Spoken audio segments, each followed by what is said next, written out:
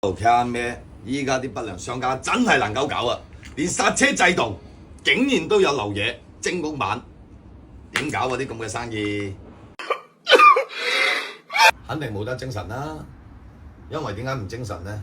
依家啲不良商家連剎車制動佢都要搞埋精工版出嚟。咁今日個客呢，佢就自己裝咗副剎車皮，但係呢一直有異響。佢話點解我朋友喺呢度裝嘅 ACE 冇呢個異響，但係我自己買嘅 ACE 有異響咧咁。佢今日就攞過嚟俾我做檢測咁啊，但係佢又話唔方便出鏡，咁啊我做大家探索一下係咩問題啦，好冇？咁佢總共咧就買咗3塊 ACE 嘅，依家裝咗1塊，呢度仲有2塊，總共落單3片啊！喺邊度睇㗎？反正就係落單咗3片啦。咁佢落單咗3片，咁喂佢個區別喺邊度？咁我哋首先係一個探索先。嚟，攝影師影近少少。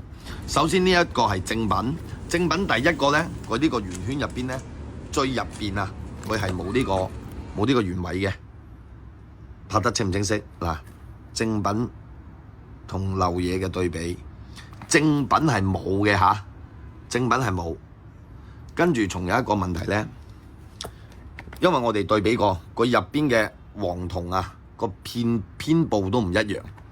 仲有一個重要問題係正品咧，佢個 ACE 係好方正嘅，而漏嘢嗱呢一片咧就發現佢有歪歪斜斜，但係佢下邊嗰片又冇喎。但係呢個都唔係佢嘅重點，重點大家有冇留意？太輕呢啲啊，哥嗱，有冇留意？佢係有呢個激光條紋啊，係有一橫一橫嘅。正品係冇嘅，係光亮嘅。咁仲有一點咧。嗱，呢個我轉頭我再一個細化俾大家睇，大家有冇睇到呢個吸索窿？仿品精工咧，佢呢個位置咧係冇壓落去嘅，而正品呢兩個窿仔咧係壓咗落去嘅。咁我除咗手抹，再俾大家睇清晰少少。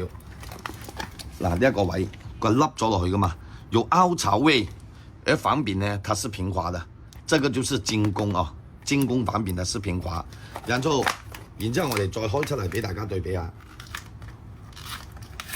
因為剎車制動啊好重要，關係到我哋嘅一條命啊！真係講句難聽，向大佢講，你裝埋啲漏嘢真係冇作用嘅，係咪先？啊，正品咧係光亮嘅，嗱係光亮嘅，而仿品，所以我哋一定要攞條嘢紮實。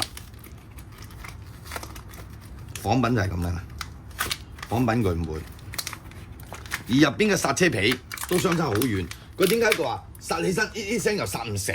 係咩原因咧？咁跟住我哋係作咗個對比㗎啦。入邊嘅黃銅同埋佢嘅成分一個複合皮原料根本就唔同。咁正品咧係光滑嘅 ，ACE 係好光滑嘅。仍然仿品精工版，精工版佢都會有好花㗎啦，睇唔睇到啊？做工好矮好粗略。